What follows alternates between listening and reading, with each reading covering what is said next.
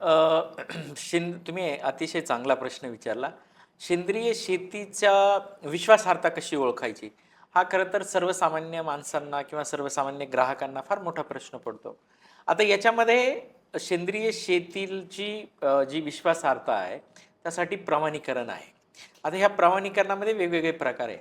ज्या शेतकऱ्यांना त्यांचा सेंद्रिय शेतीचा माल निर्यात करायचा आहे, तर त्यांनी आपल्या देशाचा national programme for organic production म्हणजे देशाचा सेंद्रिय शेतीचा राष्ट्रीय कार्यक्रम याप्रमाणे तो सर्टिफाईड करावा लागतो, जेणेकरून त्याची आपल्याला निर्यात करता येईल.